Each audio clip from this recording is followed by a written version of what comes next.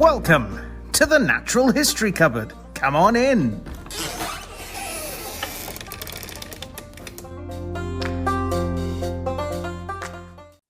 And welcome back to the Natural History Cupboard podcast, the place where the weird and wonderful parts of the natural world come together. I'm your host, Gareth, and with me, as always, is my co-host, Aaron. Aaron, how are you doing? In fact, I know how you're Not doing. I'm well. doing the same as you. We're both Not well. sick as a dog. It's been one of those, isn't it? This has been I almost swore. This has been an absolutely rancid week. You've had it worse than me, I think. So yeah, on Wednesday I got sent home from work because Oh. I was that ill. I tripped. A bit of an overshare, but Okay. I tripped over. I was saying I'm not gonna be sick. I'm not gonna be sick. Tried to breathing exercises and stuff. I need to stick this day out at work. Couldn't do it, so I ran. Never run on a workspace. Tripped over thin air, hit the deck, and obviously the pressure. Oh, you burst. It's horrible. It's all over my work clothes.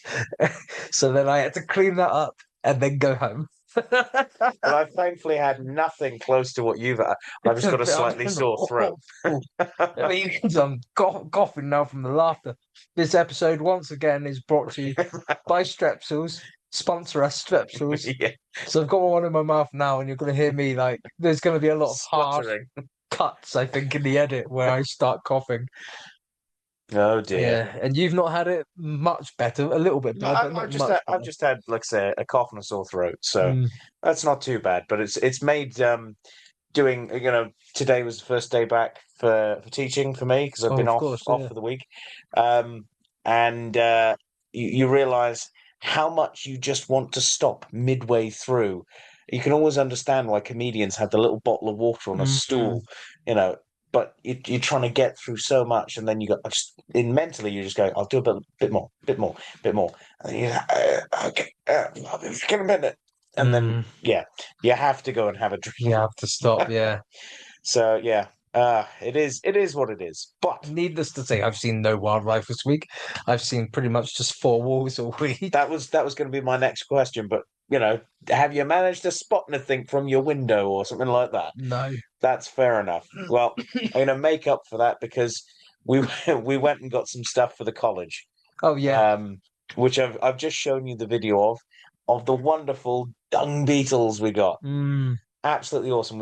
Myself, Jess, and Drew went to the invert show in Taunton, where we caught up with more than a few different people. Steve Eddy from Exmoor, who's contributed on the show before. Phil Barber from the Incredible Inverts and Other Animals YouTube channel. He Nice. was there with his own stall, as he is every year. He's selling lots of different things. Had some good stuff there. Yeah, so we ended up with some dung beetles, which we put in their tank today, and they've already started rolling dung. This is so cool. That is cool. That's just what you want to see them doing. Which is going to be fun for the students going, so today, instead of cleaning up dung, you're getting the nice dung and feeding that to these insects. We also got some other giant stick insects, a pair of those. They're the Gyanophangalensis, which are as far as I'm aware, the 8th largest stick insect in the world, but there doesn't seem to be like a defined list. Either way, the female's that big. She's big. Yeah. Okay. She's big and chunky. Really nice looking stick insect. I didn't see anything that I particularly wanted, but it was very busy. Like really, really busy there. So yeah, interesting little foray that way, looking for things. But well organized.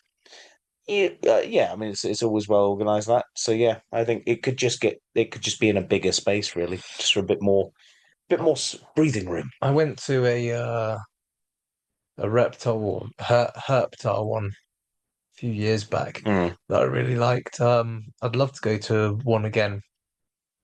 More so than the invert one, but I'd love to go to the invert one too. Well, the next one I think is Bristol, so we should go to that. Is that inverts or is it? Yeah, that's an invertebrate one. Yeah. Well, should we move into the news before you lose your voice entirely? Yeah, I'm running out of Strepsil. This one.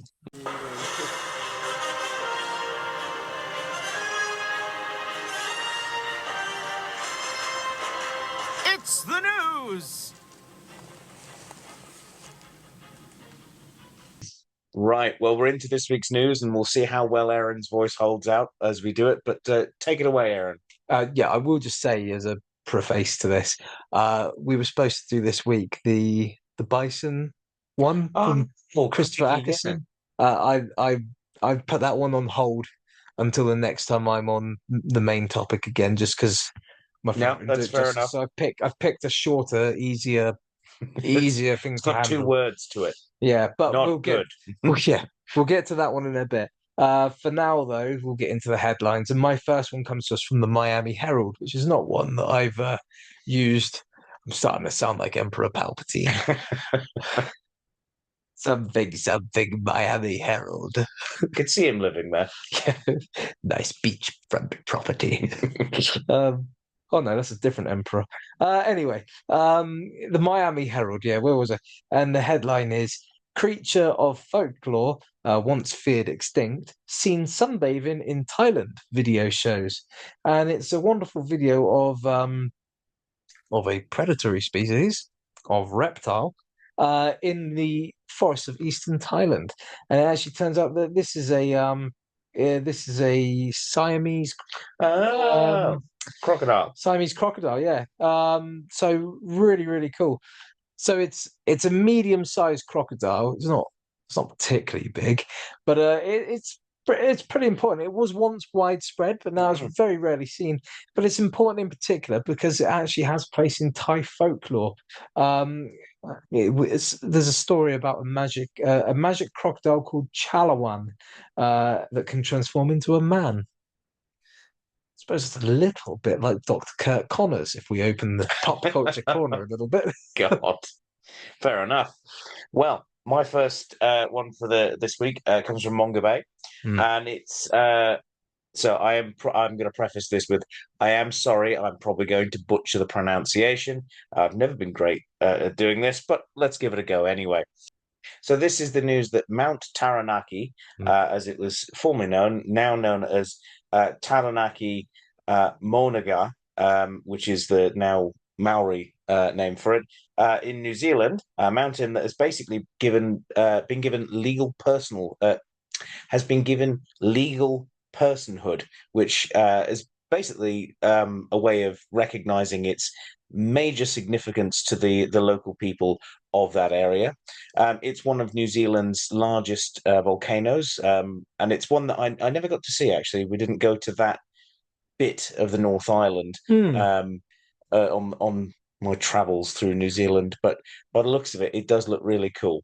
And now it's got further protection. And as with everything in New Zealand, it seems to have there's that very much that good balance of respecting nature, that comes from the Maori people, and it's just sort of in the way that people seem to view respecting nature. There's something that I wish we had a bit more reverence for in this country. There's a lot of reasons to be envious of New Zealand. They seem to have more respect for each other and more respect for the wild. Yeah. Yeah. So my next article comes to us from BBC News, and its headline is "Tree Planting to Boost Flood Resilience Underway." And this is really exciting because it's almost local. It's Devon. Nice. It's down near Ivy Bridge. In fact, I can't remember. There's an actual specific kind of sub-moor name because it is on Dartmoor, but yeah, Harford Moor. And on this area of Dartmoor, there is a stretch of land that pretty much divides a couple sections, a couple stretches of woodland. Yeah. And there's this project is going to basically be planting 8.5 hectares land up with trees. Nice. To try and stitch this area together, which is not only good for the environment, but it's also great for the animals that are living in it because it's creating a wildlife corridor. Perfect. So yeah, really cool. My next bit of news comes from BIAZA, which is the British and Irish Association of Zoos and Aquariums. And this is the fantastic news that 50 boxer pupfish, we've talked about the Devil's Hole pupfish before, have hatched at the Bristol Zoo project as part of an effort to safeguard this species from extinction. in fact, safeguard this species because it is extinct in the wild. So these are only existing in captivity. So as I was saying a couple of weeks ago, I really wish that there was more fish, birds, and reptiles on show there, and I'd love to have seen these things, but they're obviously not on show. So there's a lot of off-show stuff to obviously come on show in the future, kind of but answers that they're question, still working in the background tirelessly to protect species. Good. Yeah, very good. Yeah, I got a lot of respect for Bristol Zoo and what they can do. So the next one comes to us from the conversation, and this one is: carnivorous dinosaurs thrived in Australia 120 million years ago. New fossils show. I was resistant saying you weren't there that long ago. Yeah, no, I was. Yeah, no, I was there. So between 122 and 108 million years ago, the Australian landmass was much farther south than it is today. In fact, Victoria was positioned within the Antarctic Circle. And it's, I mean, you often think that dinosaurs are especially with how they're depicted in pop culture, they can only thrive in tropical, equatorial areas. This is one problem I actually do have with that new Jurassic World thing that's coming out, because it's just going to further chuck that propaganda out. But anyway, lizards. This so basically this new theropod has been discovered there. It's a Megaraptorian, Nice. with claws shaped like scythes, and it's already been dubbed Australia's T-Rex. Why? Raptorans have huge arms with huge claws. T-Rex has No got good answer for that. dinky little things. No good answer for that at all. But I did notice that a lot of the headlines were actually going with Australia's own T-Rex, which is incredibly misleading. But yeah. It's because people only seem to know T-Rex. Oh well. So also sticking with Australia, my final one comes from Australian Geographic. Scientists have confirmed a great white shark that was found dead in Western Victoria was actually killed by orcas. Now, you may be aware that orcas are known for killing white sharks in South Africa. There's a particular group of them that have got very skilled at catching the sharks, turning them upside down, immobilizing them and drowning them, and then just eating the liver, which in a shark is huge and full of fat and really nutritious. Well, it would appear that this DNA test that has been carried out on a great white shark carcass was evident that it was killed by orcas. Scientists have confirmed that the great white was found dead on the beach in Western Victoria in 2023, was killed by orcas. It's the first confirmed evidence of this happening, of this selective liver eating in great white sharks in Australian waters. So yet another bit of proof that orcas are possibly the most, intelligent and adaptive creatures apart from maybe humans. They are incredible. There's always some way that the orcas manage to get into the news. They're just that good at it. Yeah. We're about to go from our headlines into the main topic now. As I say, I've made a last minute change because of my throat. This would be a lot easier to discuss in some ways and a lot harder to digest in others. But we'll get right into it. We're sticking with Australia and the theme of cetaceans. Okay. And the news comes to us from BBC, and that is that unfortunately, scores of whales to be euthanized after mass stranding in Australia. Actually, literally, I think the same day or the day after, they did actually start the euthanizing them. So yeah, really, really unfortunate. Basically 90 false killer whales. So not orcas, but false killer whales. They stranded along on a beach in Tasmania. They belong to a pod that is about 157 individuals in this pod.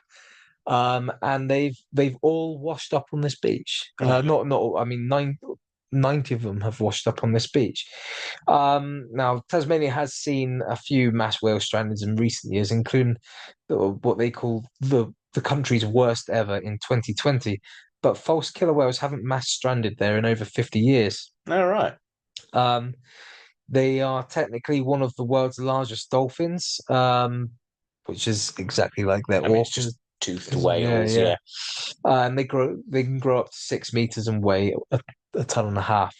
But authorities on Wednesday have said that the pod had been stranded on the site for 24 to 48 hours. Now that's happened because this beach is incredibly remote. Yeah. You Um, probably never. It's probably good in some ways that someone's actually noticed. yeah, it's actually lucky that they were noticed when they could be. But that is most of that pod.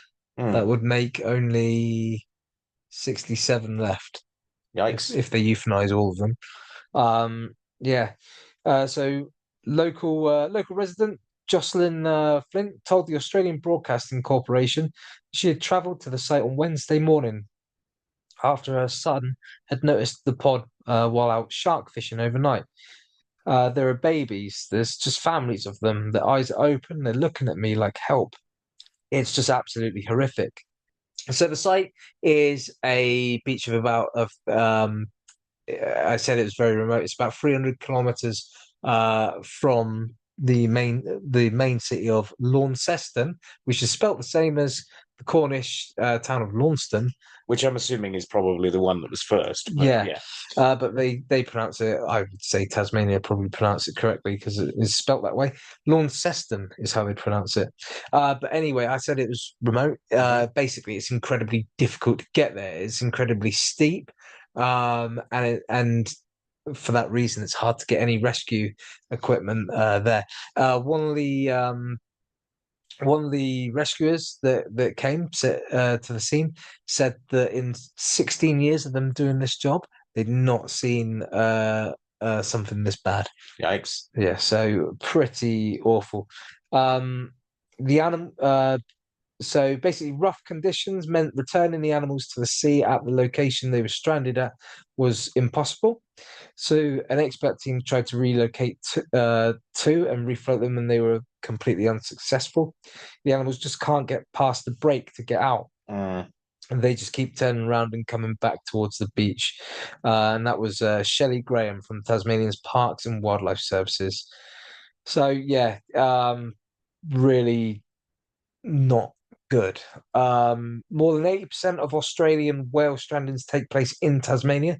It's often happening on their west coast. There's basically no stop between there and Argentina. You know, it's just open Southern Ocean on the west coast there. On the east coast, next stop New Zealand, and the south coast is Antarctica. So the Southern Ocean, basically. Yeah, the whole like breadth of it. Around 470 pilot whales were stranded further south in Macquarie Harbour in 2020, and about 350 of them died despite rescue efforts. Another 200 became stranded in the same harbour in 2022. Yeah. So they do everything that they can to try and save these animals, but perhaps better infrastructure down to this particular beach would be something that they could look at in future. Yeah. But even then, it sounds like it's just one of those spots that is gonna have strandings. Yeah. Unfortunately, and there's a multitude of reasons why whales strand. Everything from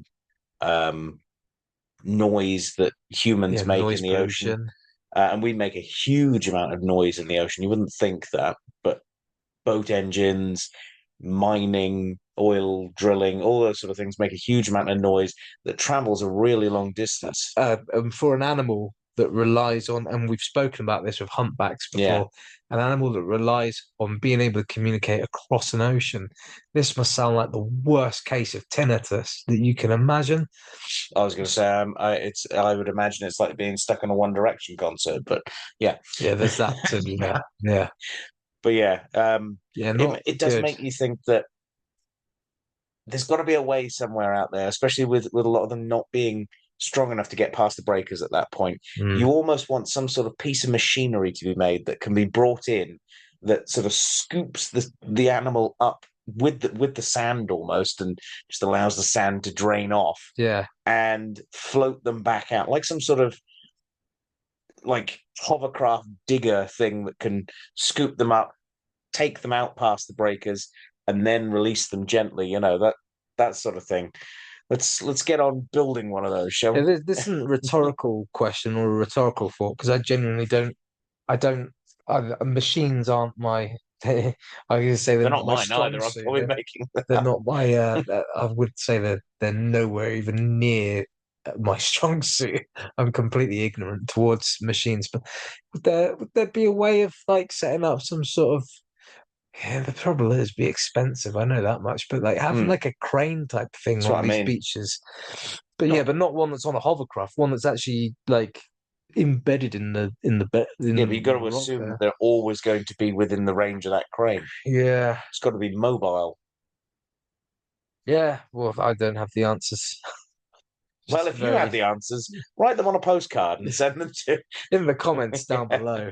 Yeah. Shall we move on into our creature feature for this week? Yeah, let's do it. It's the creature feature. Right. Well, we're going to start this week's creature feature off with a question. Now, don't reveal the answer fully yet, Aaron. All right. Okay. But this is a test of your sort of guessing skills to an extent, I suppose.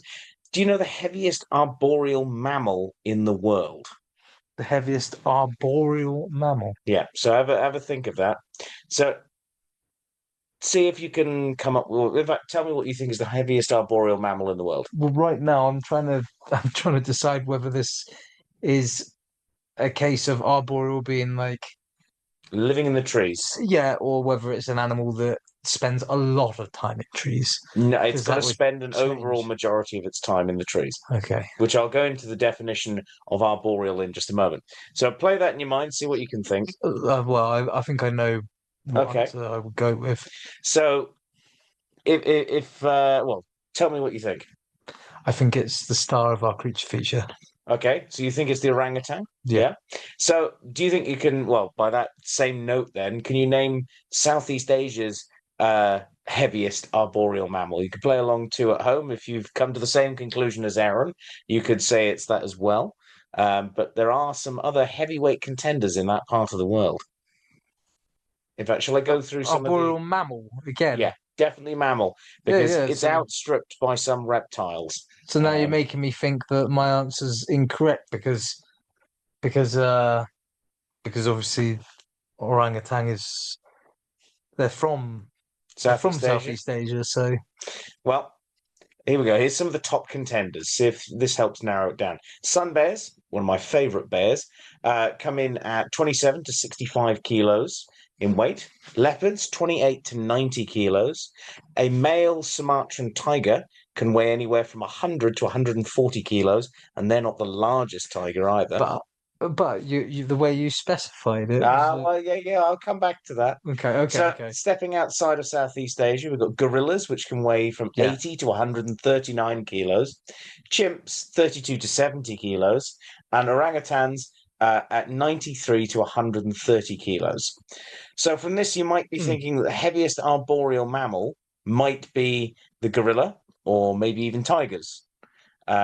However, both of these miss out on the top spot, as well as leopards. In fact, they only occasionally sort of can even get close to this sort of title because they are not fully arboreal, as you were just about to say.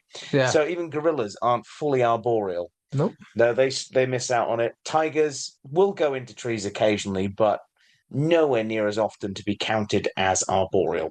By definition, to be considered an arboreal mammal or animal, you need to spend the majority of your life in the trees. There is no set time scale as far as I No. could find. There's no like a, spend another minute in the tree and you're arboreal. This essentially means that most of the activity that the animal carries out, from feeding, sleeping, and even moving around, primarily occurs within the tree. So it is, in fact, like I say, the creature of this week's creature feature, the orangutan, which spends 95% of their lives in the trees, taking the number one spot as heaviest mammal in the trees. Now, like I say, there are heavier reptiles. If you look at reticulated pythons and some of those, they can get upwards of 200 kilos. So different kettle of fish entirely. But for heaviest arboreal mammal, it is the orangutan, which is what we're looking at today. An absolutely fantastic member of the primate family, and one that has a supreme intelligence above many others, I would say, in terms of animals all over the world. And even though they spend 95% of their life in the trees, they often look quite impressive because some of them, especially big male orangutans, don't look like they should be able to support their weight in the trees. Some of them are huge, but there's a lot of hair. So let's look at this fascinating and sadly endangered ape. The name orangutan comes from the Malay language, meaning forest person. It's actually at this point we're going to try and refrain from using the word orang because that is the person part. So basically, it can be seen as disrespectful to essentially refer to these guys as humans in some ways because it's making a bit of a distinction for the tribes for the tribes, but in those areas. They also use the term orang. So not orang, just like that. For example, the ones that I stayed with were the orang asli. So if we do, it's mostly just out of slipping into it, not out of us preferring to use that term. So the word orangutan means forest person, and that's definitely kind of what these guys are in so many ways. They are so close to us. They exhibit so many behaviors that, just like with chimps, there is so little that really separates us from them. And it's kind of a shame the way we treat our closest living relatives. So the genus to which these guys belong to is Pongo, and is derived from the Bantu word mpongo, used to indicate a large primate. Now, the Bantu language is not from that part of the world of Southeast Asia. It is, in fact, from Western Africa, which orangutans don't come from West Africa. And the more you look into this, the more it gets bizarre. So it was originally used to describe chimpanzees in West African dialects. The species name, Pygmaeus, is derived from the Greek word meaning pygmy. So essentially, their name means pygmy ape, which is even more odd because A, they're not smaller than other apes. In fact, they're the second largest of the apes. So I don't know why people thought that that is a perfect way to sum these animals up, is by calling them pygmy apes when they're very much not. If you'd never seen an orangutan before, and someone said to you, "Well, it's like an ape, but it's a pygmy ape," and you would walk straight through like Borneo and Sumatra without, and you'd think you'd be looking for something smaller than you'd be looking at gibbons. Yeah. So this is a weird. I'd never thought about their scientific name until doing the research for this. I knew it, and I'd always had it in the back of my head because of the multiple times I'd talked about orangutans and chimps and things like that, and even working with them as well. But I'd never thought about their scientific name, and in fact, it also brought to mind where I learnt the scientific name for orangutans. Do you want to take a guess? It's a very obscure place. So it wasn't. I learned it when I was a kid, basically. Yeah. Very obscure place. Very obscure. You could even say it's a pop culture corner moment. Oh, are you talking about like Skippy? No, yeah. No? There was an orangutan in Skippy. Well, it might have been in a zoo. Oh no, the kids fall into the orangutan enclosure. It was from that absolutely, I'm going to say, not amazing film, Dunstan Checks In. Dunstan Checks In? Yeah. It's a film about a kid who meets an orangutan in a building which has been trained to steal diamonds or something like that. And the criminal name of this orangutan is Pongo Pygmaeus. And that it just stuck. And the moment I found out that was its scientific name, there you go. So these are definitely not pygmy chimps. They're bigger than chimps. I mean, I challenge anyone to look at its arms and think it's a pygmy ape. Exactly. Those arms are like they could strangle like 16 people at From a once. good couple of feet away. In fact, this is one of the best early accounts of these animals. I absolutely love. It's from a Dutch naturalist, Jacobus Bonitus, in 1631, in his Historiae Naturalis Medicine India Orientalis. He reported that the Malay claimed that the ape could talk, but preferred not to, lest he be compelled to labor. And you know what? I think that's brilliant. And I really hope that orangutans have just figured out. I'm not going to say anything. I'll just pretend to be this dumb animal that lives in the forest. Otherwise, the humans will get me doing stuff. So yeah, I really like that as a way of describing them. So where on earth are we going to find these animals? Well, sadly, their range is greatly depleted as to what it used to be. They are found in a limited, and I say limited, range across just Sumatra and Borneo. There are 3 subspecies of orangutan. The Bornean orangutan, which is the type specimen Pongo pygmaeus.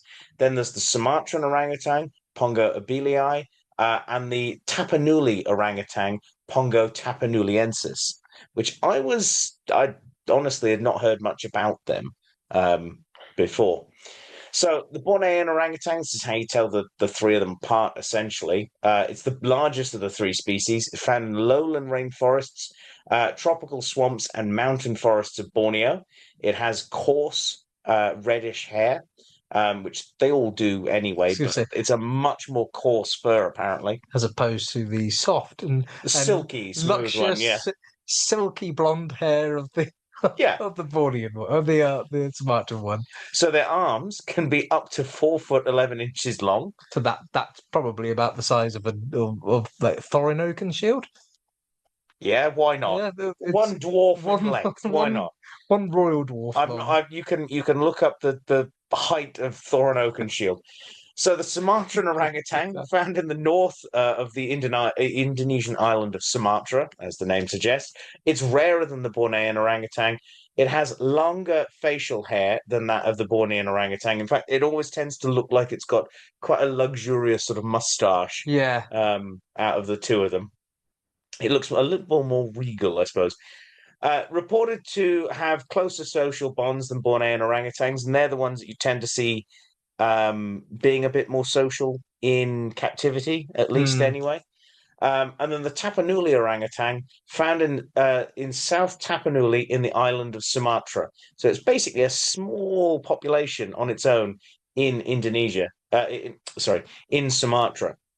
It's got frizzier hair, smaller hands, flatter faces than the Sumatran orangutan. So they are somewhat distinguishable from each other. So these are not our closest living relatives, but they sit within our superfamily Hominidae. So it's the same family that all the great apes belong to, as well as the gibbons, which are sometimes called lesser apes, which I think is a kind of very outdated view of how we should be calling them. Smaller apes. Maybe we should be calling them, I don't know, Pongo pygmaeus. Instead. So they are our most distant ancestor of the great apes, out of the 3 of our closest relatives. So between the chimps, the gorillas, and the orangutans, it is the orangutans which are our most distant ancestor out of those 3. However, they still share 97% of the same genetics that we do. So when I say, they're distant, we're not talking cabbages being 40% the same as us, that sort of thing. This is an animal that is very close to us in so many ways. So of the 3 subspecies, as you could probably guess, all are critically endangered, with their populations approximately 104,700 Bornean, 13,846 Sumatran, and just sadly 800 Tapanuli orangutans. So that is desperately low, and their range used to be so much bigger than they are now. At one point, there were orangutans on the mainland of Malaya. I mean, the word orangutan is Malay, so they would have lived in Malaysia at one point. They would have lived up as far as China as well, but we have essentially wiped them out in so many ways. So probably the biggest thing that I wanted to focus on with orangutans, because there is so much that we could talk about with these animals, like days worth of information. It was really hard to pick the one or two things to focus on, but the one big thing that comes across with orangutans is just how smart they are. Now, chimps are smart, gorillas are smart. They all have a certain level of intellect. I can always remember being told a uh, particular sort of anecdote when working with chimps, and the very limited amount of time I got to work with orangutans. If you gave all three of our great apes a clock, an alarm clock, in a room with them, you would have the chimpanzee smash it to pieces just out of fun, break it, just sort of thrash it around a bit. You'd have the gorilla probably run scared from it. I was going to say, be superstitious of it. It would be nowhere near it for a very, very long time. And you'd have the orangutan take it apart intricately and maybe even try and put it back together, probably quite unsuccessfully. That is the sort of mindset that orangutans have. It's this sort of curious mindset that allows them to be able to survive and really be an absolute nightmare for zoos all across the world. So orangutans are some of our most intelligent non-human primates, as you could probably guess, with cognition abilities comparable to that of a human child around 3.5 years old.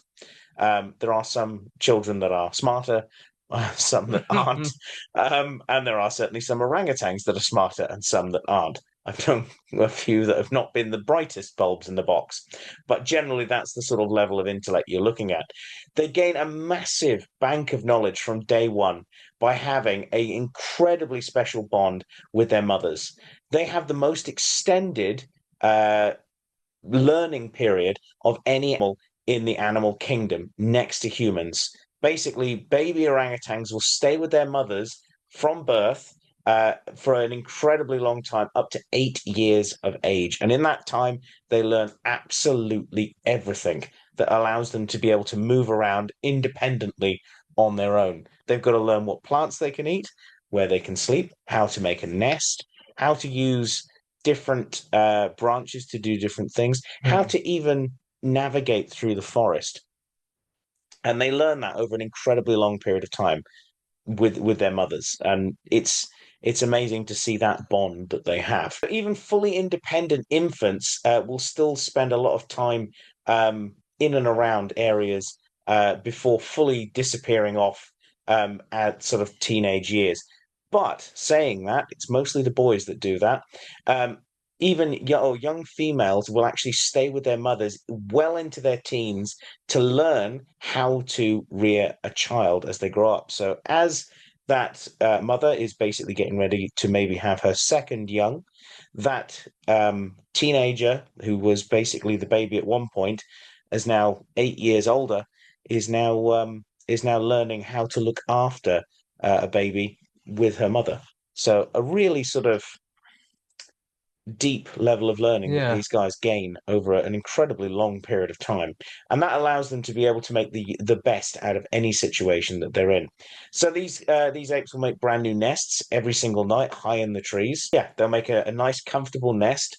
They'll also use branches as fly swatters, and when it starts to rain, they'll find particularly large leaves or palm fronds, or even bunch a whole load of them together to make umbrellas, because it rains in the rainforest and they don't like to be that wet. So they're incredibly resourceful and use their intellect to problem solve and are capable of self-recognition. One of those sort of higher levels of intellect that only a select group of animals seem to be privy to in some ways. It doesn't necessarily mean that they're more intelligent or not, because there are some animals that are somewhat self-aware, but not as intelligent as, say, an orangutan. But they are incredibly self-aware. They can also plan. That's one of those things that humans and a few other animals are very good at doing, is basically planning with foresight, knowing that if I do this now, at some point, this might affect that. So really useful. However, it does make it an absolute nightmare for zoos and zookeepers working with these animals. And there are multiple reports of orangutans planning and then executing escapes, only to repeat the process several times before they're either caught or get bored or just decide to go home. And I say home to their enclosure. There are multiple reports, but these are some of the best ones that I've come across. In the 1960s, at the Omaha Zoo, keepers of one orangutan called Fu Manchu, which I don't think is the most politically correct name for an orangutan, No. but it was the 1960s in Omaha, so and either way, this guy was an incredible escape artist. He would be found after being locked up in his sort of area of the house. The next morning, he would either be found in the outside of the enclosure or in with the females. And this went on for weeks. He would often be found sunning himself on a tree or the roof of the building. And it was only after installing cameras that they realized that Fu Manchu had been picking the lock every single night with a piece of wire that he had kept hidden in his cheek pouch. He had kept that there for weeks, just knowing that when everyone went home of a night, cool, let myself out. Hey, girls. And he was perfectly fine with sort of coming back in and going where he wants because he knew he had it, he had it cushy. Yeah. So another amazing tale of an orangutan with its intellect is Ken Allen. Oh, yeah. Now, this is another odd. There seems to be odd names for orangutans as a thing. He was an orangutan at the San Diego Zoo who became known as the Hairy Houdini for his multiple clever escapes. He would often use tools like branches to pry open enclosure doors, like lift them off their hinges. Oh, what, like, oh, I can't remember what they're called. Special, it's in Pirates of the Caribbean. You got to put the right leverage Basically, in. yeah. It's great. So, and various other different ways he managed to escape. Due to this, he actually gained so much notoriety. He had a fan club, basically, of followers who wore Ken Allen T-shirts. There were bumper stickers that highlighted the public fascination with this clever escape artist. So, what can you say? So the next one that I wanted to highlight is quite interesting because it happened where I used to live in Adelaide. Oh, yeah. And this is Katra at Adelaide Zoo. This orangutan surprised her keepers by using a stick to short circuit the electric fence, creating a path for her to then escape by piling debris into the corner so she could climb up the side of the enclosure. Now, this happened in May of 2009. So Peter Whitehead, the zoo's curator at the time, said, "You're talking about an animal that's highly intelligent. We've had issues with her before in normal day-to-day operations where she tries to outsmart the keepers. She's an ingenious animal." And he told reporters of the Telegraph at the time that Kartra sat on top of the fence for about 30 minutes before apparently changing her mind about the escape and then just climbing back into the enclosure. So she just got bored and went, it's not worth it. In fact, she came remarkably close to just wandering off and being quite close to people as well. Yeah, it just shows the level of intellect and how hard it is to actually keep these guys from just doing what they want to do. In fact, I've always liked I've kind of liked and disliked the Planet of the Apes films, the newer ones, but you can guarantee that the ones who would be in charge of the whole thing are not the chimps. It would be the orangutans, because they would be the ones who would be planning the entire thing. And I do like, I think it's Maurice. Maurice, yeah. Who's the one who's basically just the words of wisdom in the background. The gorillas would not be some sort of weird, like, macho army. They would be the biggest wimps out of the bunch. It would be the chimps who would be the foot soldiers. It was funny that you brought up Maurice. I was going to bring him up earlier when you were saying that how they were described, the orangutans were described as like being able to talk but choosing not to. And throughout that franchise, Maurice can talk. Well, Yeah. after he's had the gas, he can talk, but he chooses to use sign language for most of the time. Yeah. Yeah. So, people and orangutans, we've got an interesting history. As with any creature feature we do, there is always the human element to consider. Even the ones that are extinct, there's always a human element in there, apart from, say, stuff that existed long before us. we've played a huge part in the decline of these amazing animals. Orangutans were actually hunted for food for an incredibly long time by humans, and in fact, in some places, it still goes on. Their charred bones have been found in 40,000-year-old archaeological sites in the Nia caves in in Malaysian Borneo, and are still regarded as semi-human creatures by some Malaysian and Indonesian tribes, which is what we were talking about as well. So, an English visitor to Borneo in the 18th century wrote, "The natives do really believe that these were once formerly men, metamorphosized into beasts for their blasphemy." I bet you they probably didn't think it was for blasphemy, but I think, yeah, there is a belief by some tribes that they were transformed. I wonder which tribes believe that. That's really interesting. I couldn't find the tribe itself, but the Orang Asli believe that when when a good person passes away, they become tigers, and then when the tiger passes away, they become people again. And it's this constant cycle, which is why they don't hunt anything larger than the wild boar. That's their ancestors' limit. food. Okay. After that, I just wonder if it's the same. Maybe it's the same thought. Yeah, or like if they don't live a good life or something, then maybe they become orangutans, which feels a little bit of a shame for the orangutans. I'd rather be an orangutan than a tiger, to be honest. You live longer, you're more intelligent, and you get to eat some nice fruit. Either way, you get shot, and as a human being, sometimes the more you understand, the worse things are. Yeah. I suppose with intellect comes burden. The burden of truth, yeah. Well, hunting of these guys for food is not generally the biggest issue that happens nowadays. It's a combination of hunting, the illegal wildlife trade, and logging, which all tie into each other in one form or another. So the habitats of Asia's only great apes are fast disappearing for, well, palm oil plantations and other agricultural plantations, but it is mostly palm oil. I can remember flying over over Malaysia and looking out the window and just seeing rows of trees. And you go from seeing primary rainforest to seeing these blocks of straight lined palm trees. Yeah. And it is very noticeable from the air how bleak it is. In fact, to tie it into a pop culture reference as well, they filmed a part of Star Wars Rogue One in a palm oil plantation, and you can see it. It's the Scarif beach scene is partly a palm oil plantation in Malaysia that was filmed, and you can see the straight rows of trees for that. And essentially, by taking away land, it means that there is more competition for the animals. A lot of this logging is done illegally inside of protected areas and unsustainably. Basically, logging in areas where the orangutans live, and this poses a massive threat to their survival. Today, 50% of orangutans are actually found outside of protected areas in forest under management of palm oil, timber, and even mining companies. Now, this leads to the animals becoming targets for hunters because they're large and slow.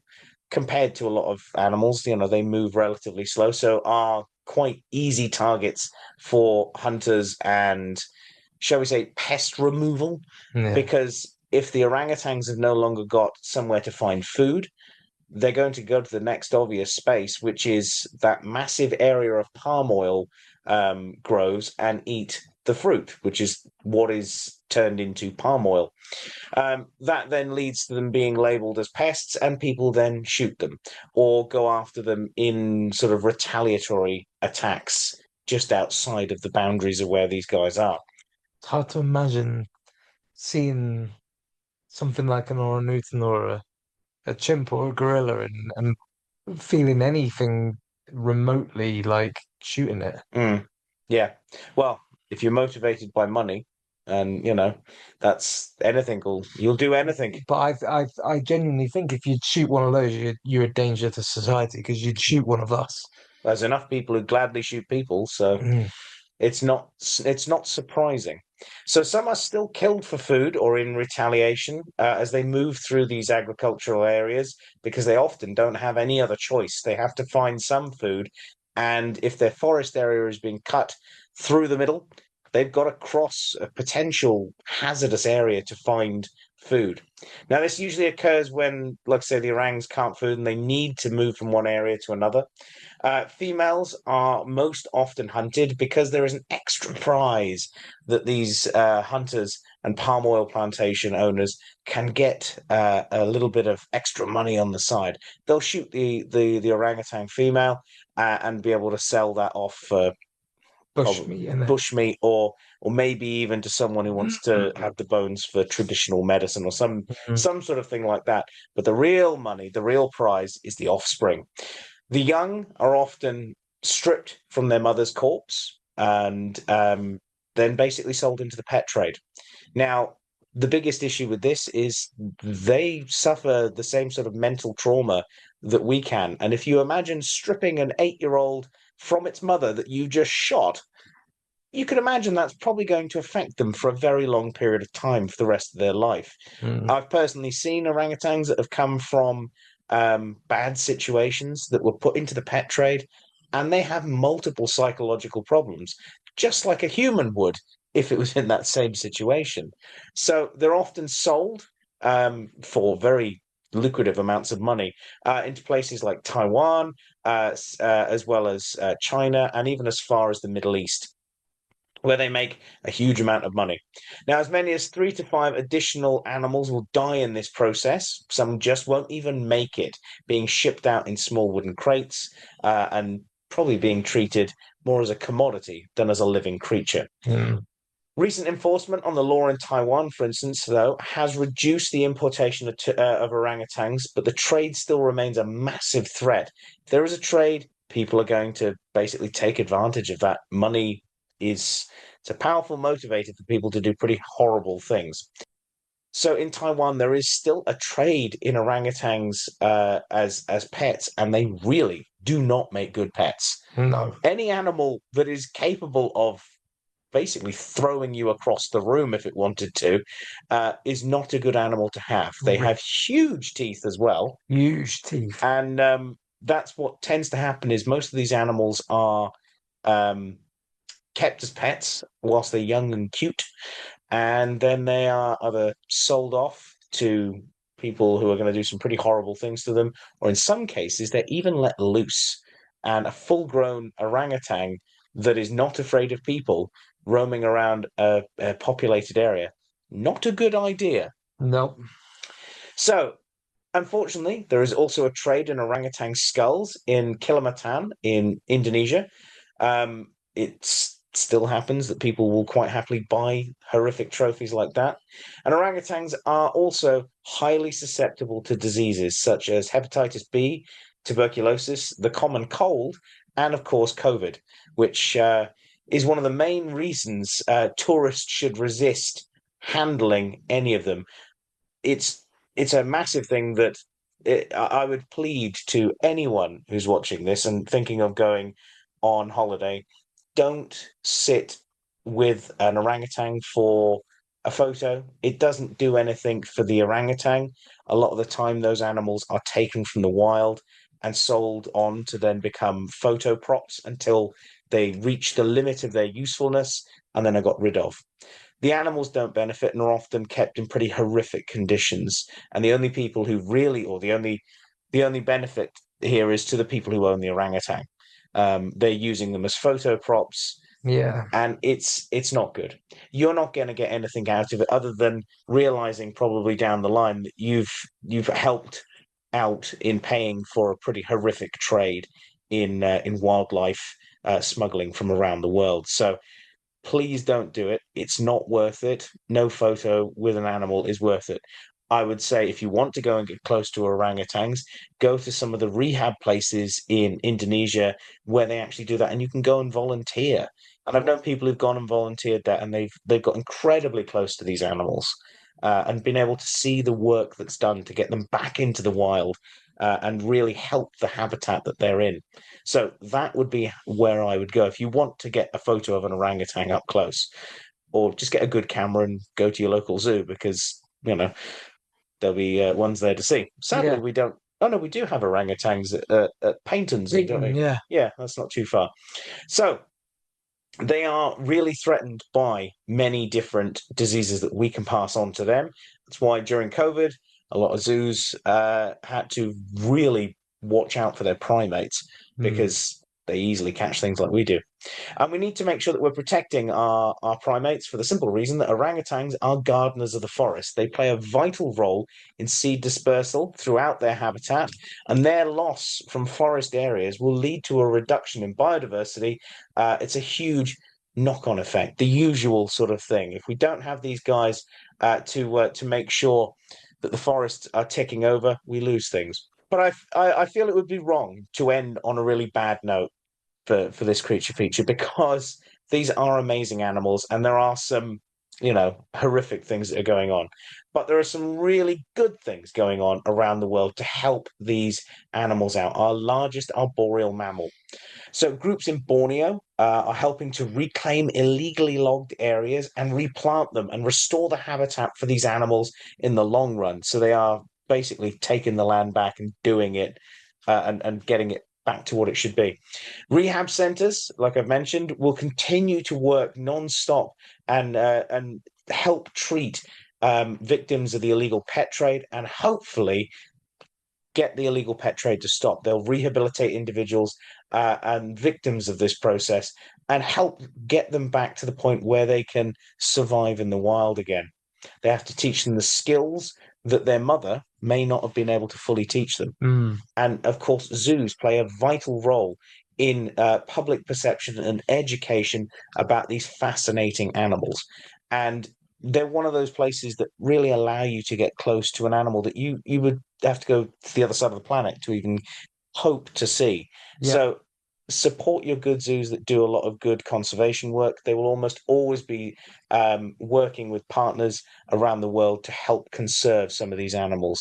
And like I say, Paynton Zoo, they do exactly that with they've got orangutans, gorillas. They don't have chimps. No, it's just orangutans and Yeah. gorillas and gibbons. And a variety of other primates as well. But yeah, so go out and see your local orangutans at a zoo. You never know, you might be standing there when one of them decides to open the door from the inside. So yeah, but that's pretty much orangutans for you. Like I said, there's so much more I could have focused on, but I think these are probably the main areas to go with. They're I think they're one of those that might need a revisit in future. Definitely. Well, I've got to do gorillas first, and then bonobos, and then we'll have ticked off the great apes. So we've got two of them now. You're going for the great apes. Yeah, like I'm going to have to, for the aren't cats. Fair enough.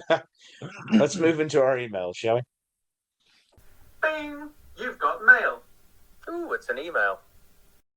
Right. Well, we're into our emails for this week, and before we both completely lose our voices, we're going to start off with last week's question, which was, much to my mistake, what is your favorite member of the weasel family, the mustelids? And we had some really good responses to this one. People were very keen to share their favorite kind of weasel.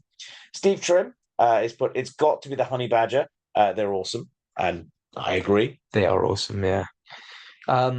Robin Clark has said there's too many to choose from. I've always loved Pine Martens, Tayra, and Polecat since I worked with them, and Marble Polecat since I discovered they existed. Again, great choices. Yeah. It's nice to see Tayra up there again. Christopher Ackerson has said, I'll have to go with the Wolverine, as they're one of the few that I've actually seen. You lucky bugger. Although, hang on, wait a minute. I've seen them export. What am I talking about? I haven't seen them in the wild, and I saw them at... Forget that. But yes, still good for having seen them. I was going to say, I think I've seen them. I think you've seen them at the zoos that I've seen them at. Yeah. Yeah. And of course, in that new Deadpool movie. Pete Watts has said, Nigel Farage. That's insulting to weasels. I don't like to use any animals as an insult, but if I was going to look at him and think of an animal, Toad from Wind in the Willows comes to mind. Toads don't deserve that. Well, maybe not real toads, but Toad from Wind in the Willows does look like that. They're kind of like a half melted, weird, like not even human, not even toad, sort of like, oh, just yeah. It's unfair to weasels. That's all I It can say. is unfair to weasels. So Spencer Seams says the Congo clawless otter, and the rather basic answer, Wolverine. Snicked. Snicked, yeah. And finally, Matt Jack Dupe says Pine Martin. Very nice. Some good, good answers, yeah. Congo clawless otter. That's one that most people aren't even aware of. That's a No. really cool species. But you know why people aren't aware of them? No. Because they don't go snicked. Okay, no more jokes because I'm going to. Well, that was this week's question. So you may have been following on our Facebook and our Instagram and our TikTok page the creature sort of matchups that have been going on. Who is going to win, essentially? Well, we're now down to the final 8. So there's been a lot of, going on all over the place. And I figured the best way to bring it down from the quarterfinals to the semi-finals to the final, who is everyone's favorite, is to essentially put it to you guys as each week's question. Let's draw it out a bit. Okay. So this way we can figure out who is the ones that are going to win. So the final 8 that have made it down on either side of the bracket, you've got the Thylacus smilus, Dinocyrus, so that's the saber-toothed marsupial killer, and the basically giant dinosaur duck thing of the Cretaceous Mongolia, the Wisent, and the bilby, which I'm surprised the bilby's made it this far, but you've got to love it. We've got the narwhal, which everyone seems to really love the narwhal. Well, they are the Jedi of the sea. The demon duck of doom, which probably has the coolest name of any of them. The pine marten. Good. And the Hawaiian stilt owl. Oh, yeah. The outside runner there. Yeah, he's the dark horse, I think. Very much the dark horse. And I think if you saw him in the dark, he'd look the terrifying dark horse. So, those are now pairing up. And so the first one that is going to be matching up and then sort of squaring off against each other is the bilby versus the Wisent. So put your thoughts in the comments as to which one you want to see basically go through to the finals. Who do you want to win? So Aaron, who's your choice? I think we can now start being a little bit, sort of make our choices. We're allowed to make our choices now. Okay, so it's going to be a huge bias from me, I'm afraid. But Biasen. Yeah, it's going to be the Wisent. Oh, the Wisent needs to trample the competition here. Oh, not physically, in the most professionally sportsmanlike manner. Give it a whomping. And now keep in mind this is based on the artwork as well. Yeah, I'm going for the bilby because I like it more artwork wise. But if it was picking the individual animal, it would be the bilby still. I think bilbies are more interesting than Wisent, but that's just my personal thought.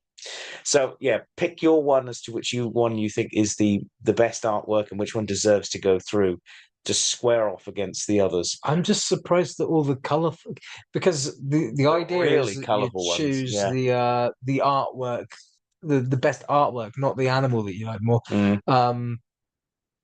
They're all very dull brown earthy colours, and not the previous ones. years the thylacine won it, and it's very, very muted colours, Yeah. So okay. Yeah. You think of the Linharaptor, It's because we used it was a limited edition, used the colours in conjunction with Creative Beast, in honor of Creative Beast Studios, I should say.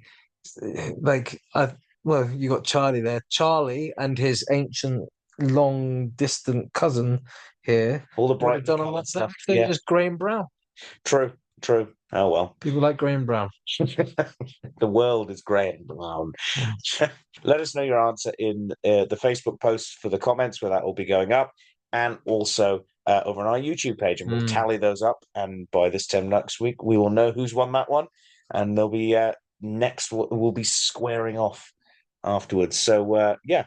So there are other ways that you can get in contact with us, other than our Facebook page or our Instagram or on TikTok. You can, in fact, get in contact with us over on our email address, which is the nathistorykupboard@gmail.com. Do we have any emails this week, Aaron? We don't have emails, but we do have YouTube comments. Oh, well, that'll do. That's just good. Just as good.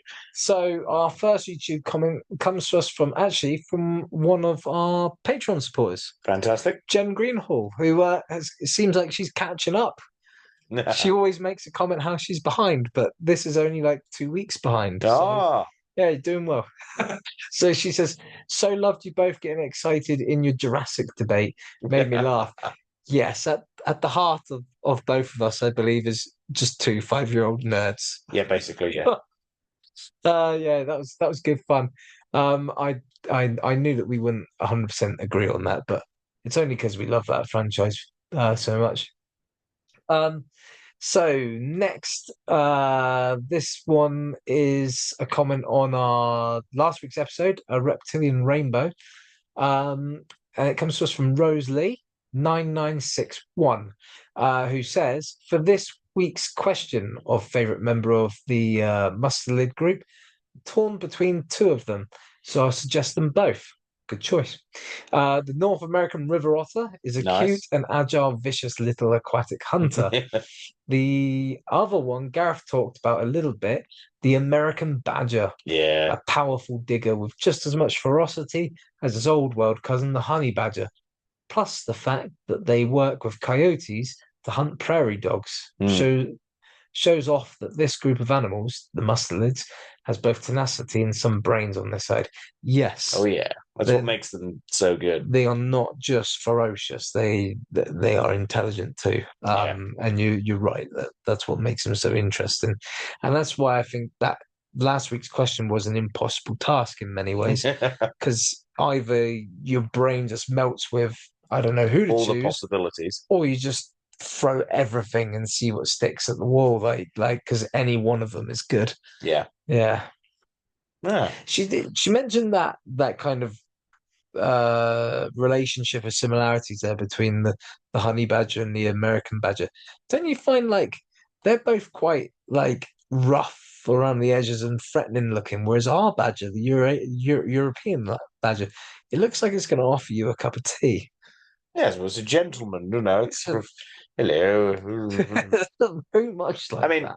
Don't try and pick up a Eurasian badger. It's it not will going to offer rip your hands to pieces, and it won't end well for you. But they look bloody you. They look sweet and polite, and but no, they're just as ferocious as any of the other badgers. They're stealth ferocious. Yeah. But so that was our comments there. Another way that you can get in contact with us is by becoming one of our fantastic Patreons, which we're going to tell you about right now. Every week, we like to give a little love back by shouting out the names of our wonderful Patreon supporters. That's right. These are the cupboard dwellers who are kind enough to support us through a monetary contribution, for which we are eternally grateful and grateful beyond words. And those people are, of course, Fogtober, Jen Greenhall, Connie P, Chelsea McKee, Nick to Nick, Owen Cox, and Matt Geddy. Guys, your financial contributions are actively helping us out here in the Natural History Cupboard in a myriad of ways, including developing our new studio, planning excursions and being able to go out and film on location, considering technical upgrades and actually making the jump from a solely audio-based podcast to the now growing YouTube channel. And we really can't thank you enough for that. Now, we appreciate all of our cupboard dwellers and the support you offer us through listening, liking, sharing, and subscribing. But if you feel we've earned it and you're considering joining our Patreon, there are two options through which you can do so. That's the Nature Nerds and the Animal Ambassador tiers, which you can find on the Patreon website or links through our social media as well. And each one having different benefits for you to enjoy. And now back to Gareth and Aaron in the studio. So there's our wonderful patrons. Massive thank you to them as usual. And pretty much brings us to the end of this week's episode, I think, Aaron. We survived. We survived. Yeah. He says with a husky purr. If you don't hear from us again, our voices have gone completely. I now may disappear into the west. And remain Galadriel, or what? Anyway, so massive thank you to you. I'm losing it now as well, Aaron, and a massive thank you to you at home for being. A massive thank you to you at home for joining us, and we'll see you next time here in the Natural History Cupboard. Bye. Bye. So I've got a joke for you, Aaron. This one should make you laugh so much that you won't be able to breathe, which is not going to be hard at this point. So, how do orangutans make toast? I don't know how do orangutans make toast? They put it under the gorilla.